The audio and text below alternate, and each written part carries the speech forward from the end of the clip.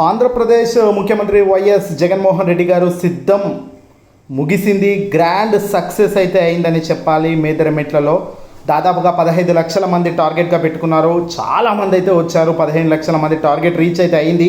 అధికార పార్టీకి సంబంధించిన ఇదొక సిద్ధం సిరీస్లో భాగంగా ఇది చివరి సిరీస్లో 4వ సిద్ధం సభ మేరేడుమెట్లో జరిగినట్టుగా తెలుస్తుంది. అయితే అంతా అనుకున్నట్టు ఇక్కడ జరగలేదు. ఏంటంటే మేనిఫెస్టో ప్రకటన ముఖ్యమంత్రి జగన్మోహన్ రెడ్డి గారు మేనిఫెస్టో విడుదల చేస్తారు అనుకున్నారు. కానీ నాకు తెలిసి దానికి ప్రత్యేక వేదికనైతే ఇంకొకటి ఉంటుందనిపిస్తుంది.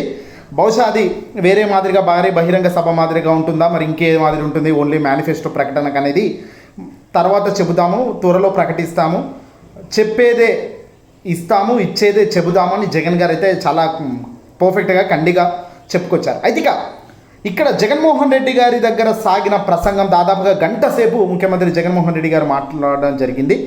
ముఖ్యంగా ఆయన 3 అంశాలపై చాలా క్లియర్గా చెప్పుకొచ్చారు. ఒకటేంటంటే తాజా పొత్తుల గురించి, రెండేంటంటే తెలుగుదేశం పార్టీ హయాంలో జరిగిన మంచేంటి, ఏదైనా జరిగిందా, ప్రజలకు ఏమైనా మేలుందా, మూడేంటంటే వైఎస్ జగన్ హయాంలో ఏం జరిగింది. చాలా వివరంగా, చాలా క్లుప్తంగా, చాలా పర్ఫెక్ట్గా జగన్మోహన్ రెడ్డి గారి విశ్లేషణ పూర్తిగా గంట సేపు సిద్ధం సభలో భాగంగా సిద్ధమా అంటూ ఓ రకంగా ప్రజలను ఎంకరేజ్ చేస్తూ, ఓ రకంగా ప్రజలకు ఉర్రూతలూపించే మాదిరిగా మాట్లాడుతూ పంచు డైలాగులను పేలుస్తూ జగన్ తన యొక్క ప్రసంగం అయితే ముగిశారు. ఇప్పుడే సిద్ధం సభ ముగిసింది అల్టిమేట్గా.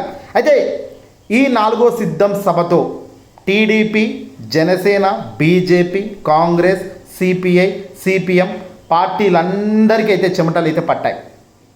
ఎందుకంటే ఒక రాజకీయ సభ అంటే నార్మల్గా ఓ భారీ బహిరంగ సభ అంటే ఒక 5 ఎకరాలు, 10 ఎకరాలు, 15 ఎకరాల్లో సభ పెట్టేసి వెళ్ళిపోతుంటారు. సర్వసాధారణంగా పక్క రాష్ట్రాల్లో చూస్తుంటాము, ఎక్కడైనా అదే జరుగుతుంటుంది. కానీ ఇక్కడ వేరాజ్ ఆంధ్రప్రదేశ్ రాష్ట్ర ముఖ్యమంత్రి గారు వైసీపీ పార్టీకి సంబంధించిన ఈ సిద్ధం ప్రోగ్రాంలు దాదాపుగా 100 ఎకరాలు, 100-150 ఎకరాలు అనుకుంటా, బహుశా ఓన్లీ కార్ పార్కింగ్లకే 100 ఎకరాలు కేటాయించిన ఘనత కూడా జగన్మోహన్ రెడ్డి గారికే. అలాగే ప్రజలకు ఒక భారీ గేట్లను ఏర్పాటు చేయడము, రోప్ అయితేనేమి, ఇదంతా చాలా నూతన కొత్త విధానం. ఇది చాలా అద్భుతంగా సక్సెస్ అయింది. ఐడియా బ్రహ్మాండంగా సక్సెస్ అయింది. దాన్ని ఇంప్లిమెంట్గా పర్ఫెక్ట్గా చేశారు. ముఖ్యమంత్రి జగన్ కరెక్ట్ టైమింగ్కి రావడం కానీ, తన యొక్క నడక కానీ, ప్రజలను అభివాదం చేసుకునే తీరు కానీ, కష్టాలున్న వాళ్ళు పేపర్లు లేపి ఎవరైనా హెల్ప్ అడిగితే వాళ్ళను అక్కడికి పంపించండి అని హెలికాప్టర్ దాకా వాళ్ళను తీసుకురావడం అయితేనేమి, ఇదంతా ఒక ఎకోసిస్టమ్, అంతా ఒక ప్రణాళికబద్ధంగా సాగిన ప్రతి వ్యవహారంకి, దాని వెనకాల ఉన్న కలెక్టర్లకు, దాని వెనకాల ఉన్న వందలాది మంది సభ్యులకు, మెయిన్ టీమ్ మెంబర్స్ అందరికీ కూడా ఇక్కడ హ్యాట్స్ ఆఫ్ చెప్పాల్సిందే సిద్ధం సభలు సక్సెస్కు. ఇక సిద్ధం సక్సెస్తో పాటు ప్రజలకైతే క్లియర్గా ఒక పాయింట్ అయితే క్లియర్గా అర్థమైపోయింది. ఇక్కడ జగన్మోహన్ రెడ్డి గారి ప్రసంగంలో మొదట పొత్తుల గురించి తాను చాలాసేపు చెప్పుకొచ్చారు. అంటే పొత్తులు అనేవి అసలు తెలుగుదేశం పార్టీ ఏ రకంగా ఆ పొత్తులను వాళ్ళు మోస్తారు, అది కూడా ఎన్నికల టైంకు. తెలుగుదేశం పార్టీ, జనసేన, అలాగే ఈ నరేంద్ర మోదీకి సంబంధించిన ఎన్డీఏ కూటమి, బీజేపీ, ఈ ముగ్గురు 2014లో ఏ హామీలు ఇచ్చారు అనేది ఒక కాగితమే డైరెక్ట్గా జగన్మోహన్ రెడ్డి గారు అప్పట్లో వీళ్ళు సంతకాలు చేసి ఇచ్చిన మేనిఫెస్టోని చూపించారు ఈ సిద్ధం సభలో. అమ్మా ఆడపిల్ల పుట్టగానే 25,000 డిపాజిట్ చేస్తానన్నాడు, చేసిండా అంటే లేదు. ఇంకోటి రుణమాఫీ చేస్తానన్నాడా, లేదు. డెవలప్మెంట్ ఈ మాదిరిగా చేస్తానన్నాడు, అందులో రాసుంది, సంతకాలు పెట్టుకున్నారు, లేదు, ఏది చేయలేదు. చంద్రబాబు, మోదీ, పవన్ ఈ ముగ్గురు కలిసి 2014లో ఏ హామీలు అయితే ఇచ్చారో, కాగితం మీద సంతకాలు పెట్టి ఇంట్లోకి పంపారో, ఆ కాగితాన్ని జగన్ డైరెక్ట్గా సిద్ధం సభలో చూపిస్తూ అడిగారు. దీంతో ప్రజలు లేదు అని చాలా హుందాగా, చాలా గట్టిగా ప్రజానికం రెస్పాన్స్ అయితే ఇవ్వడం జరిగింది. ఇక్కడ అల్టిమేట్గా జగన్ ఈ పొత్తులు తెలుగుదేశం పార్టీ, బీజేపీ, పవన్ కళ్యాణ్, ఇక తెలుగుదేశం పార్టీకి సంబంధించిన చంద్రబాబు నాయుడు గురించి మాట్లాడే వేస్ట్. కానీ ఆయన ఎప్పుడు కూడా పొత్తులో భాగంగానే, అంటే ఆయన కేవలం రాజకీయాల జెండాల కోసమే తాను ఎప్పుడు చూస్తాడు. గెలవడం కోసం తాను ఏదైనా, ఏ బురదైనా నెత్తికి పూసుకుంటాడు, ఎవరి కాళ్ళనైనా మొక్కుతాడు, అవసరమైతే వాడిని తిడతాడు, అవసరమైతే వాడిని తిరుగుతాడు. ఢిల్లీలో కూడా జరిగింది అదే అని జగన్ చెప్పుకొచ్చారు. ఢిల్లీకి వెళ్ళి పడిగాపులు కాసి అల్టిమేట్గా పొత్తులో భాగంగా వాళ్ళను గ్రిప్లోకి తెచ్చుకొని, వాళ్ళు ఎన్ని అడిగితే అన్ని కాళ్ళ బేరానికి వచ్చి, వాళ్ళు ఎన్ని అడిగితే అన్ని వాళ్ళ చేతిలో పెట్టి అల్టిమేట్గా మళ్ళీ పవన్ కళ్యాణ్, చంద్రబాబు ఇద్దరు చేయి కలుపుకొని మనం గ్రేట్ రా బాబు అనుకుని వచ్చుకున్నారు. కానీ ఇక్కడ నీతి ఏంటంటే, ఏ వ్యక్తి అయితే చంద్రబాబు నాయుడు మోదీ ఫ్యామిలీని తిట్టాడు, కేంద్రంను తిట్టాడు, నిలదీశాడో, ప్రత్యేక ప్యాకేజీ ఒప్పుకున్నది ఈయనే, ప్రత్యేక హోదా ఇవ్వట్లేదని తిట్టింది వాళ్ళని, ఇవన్నీ కూడా జగన్ గుర్తు చేసే ప్రయత్నం చేశారు. ఇక చంద్రబాబు చాప్టర్ గురించి మనం ఎంత చెప్పుకున్నా గంతే సొల్లు ఉంటుంది. ఎప్పుడు చూసినా అదే జిమ్మికి రాజకీయాలు, వెన్నుపోటు రాజకీయాలు. ఆ క్యాడర్ను పూర్తిగా నాశనం చేసేసాడు. క్యాడర్ని ఎవరిని పట్టించుకోవడం లేదు. పూర్తిగా క్యాడర్ను పక్కన పెట్టి, కార్యకర్తలను పక్కన పెట్టి, పొత్తులో భాగంగా వీనికి సీట్లు ఇచ్చుకుంటా పోతున్నాడు. ఇదంతా మనకు సర్వసాధారణంగా తెలిసిన అంశమే. ఇక పవన్ కళ్యాణ్ విషయానికి కూడా జగన్ వచ్చారు. ఈ పవన్ కళ్యాణ్కు కేవలం సిట్ అంటే సిట్, స్టాండ్ అంటే స్టాండ్. చంద్రబాబు సిట్ అంటే కూర్చుంటాడు, చంద్రబాబు స్టాండ్ అంటే నిలబడతాడు. తను క్వశ్చన్ చేయడు, గివి కావాలన్నాడు. మరి పొద్దులో భాగంగా మాకు 5 సీట్లు ఎక్కువిస్తావా, 24 నాగేడ సరిపోతుంది, నేను సీఎం అభ్యర్థినని అనుకుంటున్నానే అని ఇలాంటివేవి కూడా ప్రశ్నించాడు. ఇలాంటివేవి కూడా అడగడు. కాబట్టి ఈయన సెట్ అవుతాడు. నాకు కాస్తో కూస్తో ఇంటికి ఇమేజ్ ఉంది, నిలబడితే నొరుకుంటూ 4 జనాలు ఉంటారు, తద్వారా ఆ ఇమేజ్ను సైతం మన వైపు తిప్పుకోవాలి, ఆ క్రేజ్ను కూడా మన వైపు తిప్పుకోవాలి అన్న ఉద్దేశంలో చంద్రబాబు నాయుడు పొత్తులో భాగంగా జనసేనను ముందే గుంజేశాడు. ఇది పవన్ కళ్యాణ్ కేవలం తన పక్కన ఎందుకు పెట్టుకున్నాడు, అవసరమైతే ఉంటాడు, అవసరం లేకపోతే వెళ్ళిపోరా అంటే వెళ్ళిపోతాడు. సో పవన్కు వాల్యూస్ ఏముండవు, అసలు ఏముండవు, రాజకీయాలు తెలియదు, ఏమీ తెలియదు, పార్టీలను ఎందుకు దుంకుతాడో తెలియదు, పార్టీకి ఎందుకు బయటకు వస్తాడో తెలియదు, అసలు ప్రజల ముందుకు పోయి ఏం మాట్లాడతాడో తెలియదు, ప్రజల కోసం ఎందుకు నిలబడుతున్నాను అని ఎందుకు చెప్తాడో తెలియదు. ఎక్కడ క్లారిటీ ఉండదు పవన్ కళ్యాణ్ గారికి. గత 4-5 ఏళ్ల నుంచే కాదు, 10 ఏళ్ల నుంచి కూడా పార్టీ పెట్టిన ఈ పెద్ద మనిషి ఇప్పటికి కూడా పట్టుమని 10 సీట్లు కూడా ఆయనకు బ్రహ్మాండంగా గట్టి స్థానం లేదు. ఆయన ఎక్కడి నుంచి నిలబడతాడో ఆయనకు తెలియదు. సరే 24 పేర్ల అభ్యర్థులునైనా దమ్మున్నాడు, ఓడిన ప్రకటన చేసిందంటే అది లేదు. 24 అని చూపించాడు ఒక ఆయుధంలో ఇట్లా రాసి అప్పటికప్పుడు. కానీ ఇప్పటికి కూడా 24 మంది ఎవడో తెలియదు, ఎక్కడి నుంచి పోటీయో తెలియదు. ఇంకా హాస్యం ఏంటంటే పార్లమెంటు నుంచి పవన్ పోటీ అంటే ఇక అసెంబ్లీ కాదు, ఇక మొత్తం ఈ అసెంబ్లీ గెలిచి పోటీ చేసినాం మనం, ఇప్పుడు పార్లమెంటుకు పోతాం. ఆడపోయి ఢిల్లీలో హిందీలో గడగడలు ఆడిస్తాడా ఈ మొగోడు. ఇక్కడ తెలుగే సరిగ్గా మాట్లాడలేక ఆగమాగమై సబ్జెక్టు కరెక్షన్ ఏదేం మాట్లాడుతాడో అవసరం లేని సందర్భంలో అవసరం లేని టాపిక్లో మాట్లాడే పవన్ ఇంకా ఎంపీగా గెలిచి అక్కడికి పోతాడంట, ఇక్కడికి పార్లమెంటుకి. ఇవన్నీ కూడా జరిగే అంశాల. ఈసారి పవన్ పార్లమెంట్ కాదు కదా, అసలు ఎవడు ప్రజలు ఓటేయరు, ఎంపీగా ఓడిపోతాడు, అసెంబ్లీకి అయితే నిలబడే ఆస్కారం కనిపించట్లేదు. ఇంకా మరి ఇంకేం పవన్ కళ్యాణ్. ఇక ఈ పొత్తులో భాగంగా 2 పెద్ద మనుషులను పక్కన పెడితే దేశ ప్రధాని నరేంద్ర మోదీ. ఈ మోదీ గారికైనా కొంచెమైనా ఉండాలి అని కూడా జగన్ డైరెక్ట్గానే తిట్టేశాడు మోడీని కూడా. ఎందుకంటే ప్రధాని స్థాయిలో మోదీ చంద్రబాబు నాయుడుకు పడిపోతున్న గ్రాఫు, జనసేన స్టార్ట్ కాని గ్రాఫు, బీజేపీ నోటా కంటే దారుణం. ఈ ముగ్గురు జత కడితే ఏదో జరిగిపోతుంది. ఏం జరిగిపోతుంది? ఏమీ జరగదు. అల్టిమేట్గా వైఎస్ జగన్కు 4 ఓట్లు ఇంక ఎక్కువ పడతాయి. 1 సీటు పోతుంది, అక్కడక్కడ ఓడిపోతారు అనుకున్న వాళ్ళు కూడా గెలిచే ఛాన్స్. ఇప్పటిదాకా జగన్కు ఓటు వేయని వాళ్ళు కూడా ఇక వేస్తాను అనిపించే ప్లాన్. ఇదంతా కూడా ఇప్పటిదాకా జగన్ ఇంకా మేనిఫెస్టో ప్రకటించక ముందే ఈ స్థాయింది. 100లో 90 మంది జగన్ ఓటేస్తానంటే 10 మంది ఓటు వేయము అన్న వాళ్ళు సైతం మేనిఫెస్టో తర్వాత వేయచ్చు.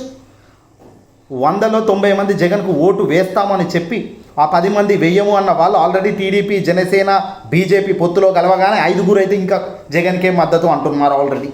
మరి ఈ స్థాయిలో ఈ పతనాలన్నీ చూస్తుంటే క్లియర్గా అర్థమయ్యేది ఒకటి, జగన్ గెలుపు చాలా గట్టిగా ఉంటుంది, దేశం మొత్తం మళ్ళీ చూస్తుంది. జగన్మోహన్ రెడ్డి గారి సభలో సైతం మీటింగ్లో ఆయన అదే చెప్పుకొచ్చారు. ఒక్కొక్క అంశంగా ఈ పొత్తుల వివరాల గురించి చెప్పారు. ఇక తానేం చేశాడు? సరే వీళ్ళందరూ చూసి 40 ఏళ్ళ చరిత్ర అంటున్నారు కదా, 40 ఏళ్ళ చరిత్ర, 13-14 ఏళ్ళు ముఖ్యమంత్రిలో ఉన్న చంద్రబాబు నాయుడు గారు, చంద్రబాబు పేరు చెప్పగానే గుర్తొచ్చే ఒక్క పేరైనా నాకు చెప్పండి అంటున్నాడు జగన్. ఇప్పటిదాకా వాళ్ళే చెప్పడం లేదు, ప్రజలది దేవుడేరు, చేసినోడు చెప్పాలా కదా. 40 ఏళ్ళ నుంచి ఇండస్ట్రీలో ఉన్నావు, 40 ఏళ్ళ పెద్ద మనిషిని, సీనియర్ మోస్ట్ అంటున్నావు. ఒక్కటంటే నేను ఇది చేశాను, నేను ఇది తెచ్చాను, నేను ఇది కట్టాను, పూర్తి స్థాయిలో ఏదీ లేదు. అన్నీ సగం సగం, అన్నీ మింగడం దొబ్బడం. ఇక జగన్మోహన్ రెడ్డి గారి దీంతో పాటు ఇంకొక అంశం చెప్పుకొచ్చారు. ఇవన్నీ పక్కన పెడితే తాజాగా చంద్రబాబు నాయుడు గారు 6 గ్యారంటీలతో పాటు 1 అని ఇంకోటి, అంటే టోటల్ ఒక 7 గ్యారంటీలు అమలు చేస్తామని చెప్పుకొచ్చారు. ఫస్ట్ ఆఫ్ ఆల్ ఈ 6 సూపర్ 6 అనేది ఒక చెత్త. తెలంగాణలో 2 పథకాలు, ప్రస్తుతం ఆంధ్రాలో మంచి పథకాలు ఉన్నాయి, అవి కర్ణాటక ఇంకా ఎక్కడెక్కడ మంచి ఉన్నాయి, మంచివన్నీ ఒక 6 పథకాలు సూపర్ 6 అని ఒక పేరు పెట్టి దానికి ఒక క్రేజ్ అయితే పెంచారు. జగన్మోహన్ రెడ్డి గారు దీన్ని కూడా చాలా క్లియర్గా ప్రజలకు వివరించే ప్రయత్నం చేశారు. ఒకటి ఏంటంటే సూపర్ 6 + 7 ఇవి పక్కన పెడితే తాజాగా ఆంధ్రప్రదేశ్ సీఎం జగన్మోహన్ రెడ్డి గారు ఆల్రెడీ ఇస్తున్న సంక్షేమ పథకాలలో ముట్టుకొని పథకాలు ఉంటాయి. ఏ ప్రభుత్వమైనా ఒకళ్ళు వచ్చి, ఇప్పుడు గతంలో వైఎస్ రాజశేఖర రెడ్డి గారు 104, 108 ఇచ్చినప్పుడు ఎవరు వచ్చినా నెక్స్ట్ ఇయర్ దాన్ని జరపలేరు, టచ్ చేయలేరు. అలాగే జగన్మోహన్ రెడ్డి గారి ప్రభుత్వంలో వైఎస్ సీఎం హోదాలో తాను ప్రకటించిన కొన్ని పథకాల్లో కొన్ని ముట్టుకోలేని పథకాలు ఉన్నాయి, స్కీమ్స్ ఉన్నాయి. ఇవి ఖచ్చితంగా కొనసాగించాల్సిందే, వీటిని ఆపేయలేము, ఆపేస్తే పెద్ద ఎత్తున నష్టం జరుగుతుంది అనుకునేటట్టు కొన్ని ఉన్నాయి. అందులో జగన్మోహన్ రెడ్డి గారు 8 స్కీములకు గాను సంవత్సరానికి దాదాపుగా 52,700 కోట్లు అవుతుందట. అంటే 52,700 కోట్లు అవుతుందట. సో అవి పక్కన పెడితే తాజాగా సూపర్ 6+7 అని ఇంకేదో పథకం యాడ్ చేసి చంద్రబాబు నాయుడు గారు టోటల్గా 7 స్కీమ్స్ చాలా బ్రహ్మాండంగా నేను ప్రజలకు ఇచ్చేస్తానని హామీ ఇచ్చి పడేస్తున్నాడు. హామీలు ఇవ్వడంలో చంద్రబాబు ఎప్పుడో నెంబర్ 1, కానీ దాన్ని అమలు చేసి సక్సెస్ సాధించడంలో పూర్తి స్థాయిలో గుండు సున్నా. అయితే ఈ 7 స్కీములు చంద్రబాబు ప్రకటిస్తున్న సూపర్ 6తో పాటు +1 అని ఇంకోటి, ఈ 7 స్కీములకు గాను సంవత్సరానికి 87,312 కోట్లు అవుతుందట. ప్రస్తుతం ఆంధ్రప్రదేశ్ సీఎం జగన్మోహన్ రెడ్డి గారు పంచుతున్న పథకాలన్నిటికీ కలిపితేనే సంవత్సరానికి 75,000 కోట్లు దాదాపుగా, అంతే 75,000-76,000 కోట్లు. దానికే మేము చాలా కష్టపడుతున్నాము. అవినీతి లేకుండా, డబ్బు ఎక్కడ వేస్ట్ కాకుండా చాలా చాలా చాలా చాలా చాలా జాగ్రత్తగా మేము ఏదో మేనేజ్ చేసుకుంటూ పోతుంటేనే ఆ 75 చదరనీకినే మాకు చాలా దమ్దం అవుతున్నట్టు టైం ఇది. అలాంటిది చంద్రబాబు నాయుడు వచ్చి సూపర్ 6+7కే 87,000 కోట్లు. అలాగే జగన్మోహన్ రెడ్డి గారు ఇస్తున్న కొన్ని పథకాలు, టచ్ చేయలేని పథకాలు ఉంటాయి, ఆ పథకాలకు కూడా ఇవ్వాలి. ఆ పథకాలకు 52,700 కోట్లు, అంటే దాదాపుగా 1,40,000 కోట్లు ఒకటే సంవత్సరంలో ఏ మాదిరిగా సాధ్యమవుతుంది అని జగన్ గారు లేవనెత్తిన ఈ పాయింట్ చాలా ఇంపార్టెంట్, చాలా కీలకం. ప్రజలు ఆలోచించాలి. ఎందుకంటే మనకు ఒక 10,000 మన ఇంటికి వస్తే ఆ 10,000లో మనం చదువుకుంటాం. 20,000 ఇంటికి వస్తే 20,000, ₹1,00,000 ఇంటికి వస్తే దాని తగ్గట్టుగా ఈఎంఐలు ఉంటాయి, దాని తగ్గట్టుగా రాగానే పోయేటట్టుగా చాలా మార్గాలు రెడీగా ఉంటాయి. ఒక ఇంటికి ఒక స్మాల్ హౌస్కు ఉండే కండిషన్స్ ఇవి. ఒక ఇంట్లో ఒక వ్యక్తి పనిచేస్తుంటే వచ్చే ఆర్థిక వ్యవస్థ, ఆ ఖర్చులు, ఈ రాష్ట్రానికి కూడా ఆ మాదిరిగా ఉంటుంది కదా. కాకపోతే చాలా ఎన్లార్జ్మెంట్గా ఉంటుంది, చాలా పెద్దగా ఉంటుంది. వేరాజ్ ఇప్పుడే చెప్పాం, జగన్మోహన్ రెడ్డి గారు ఇస్తున్న ప్రతి పథకంకు డబ్బులు సంవత్సరానికి అయ్యే ఖర్చు 75,000 కోట్లు. అవి కూడా లంచాలు లేవు, ఎక్కడ ఒక డబ్బు దొబ్బే ఛాన్స్ ఇవ్వడం లేదు ముఖ్యమంత్రి జగన్. నేరుగా బటన్ నొక్కుతున్నాడు, పోతున్నాడు. డీబీటీ ఫార్మేట్ ఒకటి, నాన్ డీబీటీ ఫార్మేట్ ఒకటి. డీబీటీ ఫార్మేట్లో నేరుగా డైరెక్ట్ బెనిఫిట్ ట్రాన్స్ఫర్ బటన్ నొక్కితే చక్కన అకౌంట్లోకి పోయాడు. ఇవే దాదాపుగా చాలా 2.5 లక్షల కోట్లు పనిచేశారు. ఏంది ఒక 5 ఏళ్లలో, అంటే దాదాపుగా సంవత్సరానికి 75-76 కోట్లు. అంటే డీబీటీ నాన్ డీబీటీ రెండు కలిపి 75,000 కోట్లు దాకా ఖర్చు చేస్తుంటే, అది కూడా అప్పులు తెచ్చో ఇంకోటి తెచ్చో ఏదో చేసి మేనేజ్ చేయడం, తద్వారా ప్రభుత్వాన్ని గొప్పగా రాణిస్తూ అందులో అభివృద్ధి, అందులో సంక్షేమం, అందులో మంచి చెడ తుమ్మిన దగ్గర ఎన్నో ఉంటాయి ప్రభుత్వానికి. ఇవన్నీ కూడా జగన్మోహన్ రెడ్డి గారు ఇలా లంచాలు లేకుండా, తావి లేకుండా ఇన్ని కట్టుదిట్టంగా చర్యలు పట్టుకుంటేనే ఈ మాదిరిగా నడుస్తుంది అని ఆయన చెబుతుంటే, ఈ చంద్రబాబు నాయుడు గారు 40 ఏళ్ళ సీనియర్ పెద్ద మనిషి 87,000 కోట్లు తాను సూపర్ 6 పథకంలో భాగంగా 87,000 కోట్లు అవుతుందట ఖర్చు. ఇది అధికార పార్టీ చెప్పిన లెక్కలు. ప్లస్ 8 స్కీములు జగన్మోహన్ రెడ్డి గారు ఆల్రెడీ ఇస్తున్నాయి. కొన్ని చిన్న అప్పుడు అమ్మ ఒడి అని, అమ్మకు ఆసరా అని కొన్ని ఉన్నాయి. దానిలో పేర్లు మార్చి ఇవ్వాల్సినవి, ఖచ్చితంగా ఇవ్వాల్సినవి ఉంటాయి. అవన్నీ ఇవ్వాలంటే దాదాపు 52,000 కోట్లు కొత్తాయి. అంటే పాత యోగ 52,000 కోట్లు, కొత్త యోగ 87,000 కోట్లు, ఈ రెండు కలిపితే దాదాపు 1,40,000 కోట్ల రూపాయలు. ఇలా ఏ రకంగా చంద్రబాబు తెస్తాడు, పంచుతాడు? ఇదేదైనా సోయి పవన్ కళ్యాణ్కి ఈ లెక్కలు సోయి ఉన్నదా? ఏ సోయి లేని పవన్ కళ్యాణ్ ఆదేశమే హద్దు. ఇంకో హైలైట్ ఏంటంటే, పవన్ కళ్యాణ్ ఇన్కమ్ ట్యాక్స్ కట్టనీకి, అంటే తన వ్యక్తిగతంగా పవన్ కళ్యాణ్కు ఆయన ఖర్చులకు ఉంటాయి కదా, ఆయన సినిమాలో ఆయన తన వ్యక్తిగత ఖర్చుకు ఒక 5 కోట్లు ఇన్కమ్ ట్యాక్స్ కట్టడానికి డబ్బు లేకనే తాను లోన్ తీసుకున్నాడు. ఎవరు? పవన్ కళ్యాణ్. అది వ్యక్తిగత విషయం, సరే, అది సర్వసాధారణంగా తన ప్రక్రియ అంటే తనకు అక్కడే ఆ స్థాయిలో ఒక డిసిప్లిన్ అనేది ఉన్నప్పుడు, రాష్ట్రానికి వచ్చేసరికి ఇక్కడ చాలా మెంటాలిటీగా ఉండాలి. ఏ దానికి ఎంత ఖర్చు పెట్టాలి, ఎక్కడ పెట్టాలి, ఎందుకు పెట్టాలి, వచ్చు రాబడి ఏంటి, పోబడి ఏంటి, ఇవన్నీ కూడా అధ్యయనం చాలా పెద్దగా ఉంటేనే రాజకీయాల్లో రాణిస్తారు. ఇవేవీ తెలియదు పవన్ కళ్యాణ్. విచ్చలవిడిగా మాట్లాడతాడు, నోటికి ఎంత వస్తే అంత. కానీ అల్టిమేట్గా ప్రజలకు ఏదో అందంగా ఉంటాడు పవన్, తప్పు లేదు, సినిమా హీరో, పక్కాగా సినిమాలో పనికొచ్చే ఐటెం అయినా. కానీ అది రాజకీయానికి వాడుతాను, డ్రెస్సింగ్ ప్రాపర్గా ఇట్లా లాల్చి పైజామా వేసుకొని వచ్చి హంగామా చేస్తాను, జుట్టు ఉంది కాస్త, వీడియోగ్రాఫర్ దూరం నుంచి లాంగ్ లెంత్లో షార్ట్స్లో పర్ఫెక్ట్ యాంగిల్స్తో తనను హైలైట్గా చేసి దాన్ని మార్కెట్ చేస్తానంటే అది కాదు కదా. ఈ లెక్కలు ఏమీ తెలియని పవన్ కళ్యాణ్ దాదాపుగా చంద్రబాబు గారు 140,000 కోట్ల రూపాయలు మనం అగ్రిమెంట్ ఇస్తున్నాము ప్రజలకు మేనిఫెస్టో రూపంలో, చేయగలమా సార్ అని సోయి శుద్ధి పవన్కు ఉందా? రేపు పొద్దున ఏ రకంగా చంద్రబాబు ఎగ్గొట్టే పథకాలే కదా ఇవన్నీ, ఏడికే తెస్తాడు? 70 ఆల్రెడీ మళ్ళీ చంద్రబాబు అధికారంలో రాగానే స్కీములు ఎక్కువైపోతాయి, దొబ్బుడు ఎక్కువ ఉంటుంది. నాన్ డీబీటీ ద్వారా బటన్ నొక్కితే ఆ డబ్బుడు పోయే రోజులు కావు చంద్రబాబు హయాంలో. అందరూ పంచుకొని తినాలా, అందరూ మింగుతూనే బతుకుతాం. కేవలం చంద్రబాబు గారిది ఈ మాదిరిగా కొత్త మేనిఫెస్టో ఉంటుందని కూడా జగన్ గారి ప్రకటన సిద్ధం వేదికగా చేశారు. తానేం చేశారో కూడా చెప్పారు జగన్.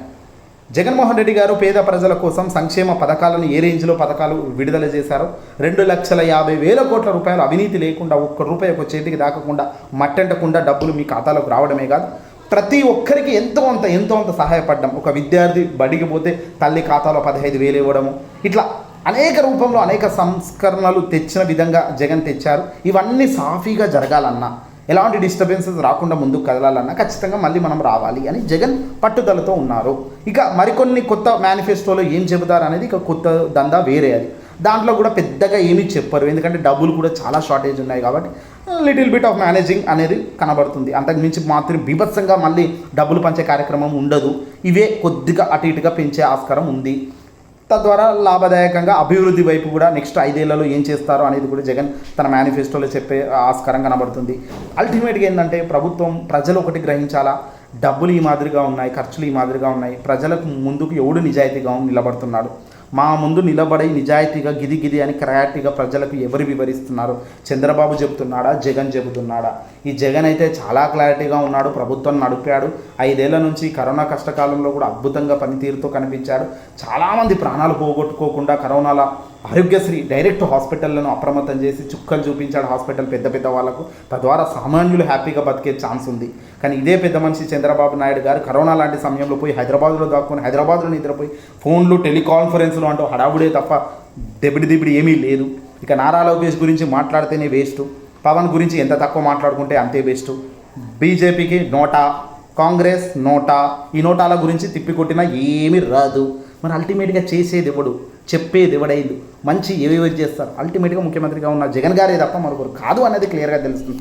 ఓట్లు కాదు, సీట్లు కాదు, ఇంకోటి కాదు. మీకు మంచి జరగాలంటే రాబోయే మీ తరాలకు మీ ఇంట్లో ఉన్న 10వ తరగతి విద్యార్థి రేపు డిగ్రీ బీటెక్ వెళ్ళి మంచి ఉద్యోగం సాధించాలంటే, బిజినెస్లో అద్భుతంగా ఏదైనా పెట్టుబడులకు రావాలన్నా, వాడికి ఏమైనా ప్రోత్సాహం అందించాలన్నా, ఇలాంటి ముఖ్యమంత్రి జగన్మోహన్ రెడ్డి గారి లాంటి ముఖ్యమంత్రి, లాంటి ఆలోచన కలిగిన ముఖ్యమంత్రి, ఇలాంటి వాళ్ళు ఉంటేనే సాధ్యం తప్ప మరొకరికి కాదు అన్నది ఆలోచన చేయండి. సిద్ధం సభలో ఇంకోటో ఇవన్నీ బాగుంటాయి, కానీ అల్టిమేట్గా మీరు ఆలోచన చేస్తేనే ఇంకా బాగుంటుంది. జగన్మోహన్ రెడ్డి గారు ఇంత కష్టపడుతున్నది ఎవరి కోసం? తనకు డబ్బు లేకనా, తనకు పరిపతి లేకనా? హ్యాపీగా కాలు మీద కాలు వేసుకొని కొన్ని 100 కోట్లు హ్యాపీగా మేనేజ్ చేసుకోవచ్చు తన కంపెనీలో ఉన్న పెట్టుబడులు, కంపెనీల ద్వారా. కానీ ఎందుకు? డబ్బే సంపాదించాలి, డబ్బే ఎజెండా అనుకుంటే మాత్రం ఈ పనులు చేయాల్సిన అవసరం లేదు కదా. తన తండ్రి ఫోటో పక్కన తాన ఫోటో ఉండాలని కూడా ఈ సభలో చెప్పడం జరిగింది. మంచిగా పేదవాళ్ళ బతుకులను మార్చడమే నా లక్ష్యం అని చెప్పడం జరిగింది జగన్ గారు. చనిపోయిన తర్వాత కూడా కొన్ని హిస్టరీలో, ఎప్పటికీ అన్ని హిస్టరీలో నేను ఉండాలి అనే తాపత్రయం ఉందని చెప్పారు జగన్ గారు. ఇవన్నీ తనలో ఉన్న ఒక మొండి గట్టాలని చెప్పాలి, మొండి ధైర్యం అని చెప్పాలి, దేవుడి ఆశీస్సులు అని చెప్పాలి. ఇలాంటివన్నీ కూడా మనం కూడా ప్రజల నుంచి కూడా మనకేం జరుగుతుంది, మనం పైకి వెళ్ళాలి, ఇలాంటి ప్రభుత్వాన్ని ఆసరాగా పెట్టుకున్న ఆలోచన మనకుంటే ఖచ్చితంగా మంచి జరుగుతుంది. పైవాడు కూడా మన వైపు మంచి కోసం పుషప్ ఉంటుంది. ఈ వీడియోని అసలు కొట్టింది తప్పకుండా షేర్ కూడా చేయండి. Thank you.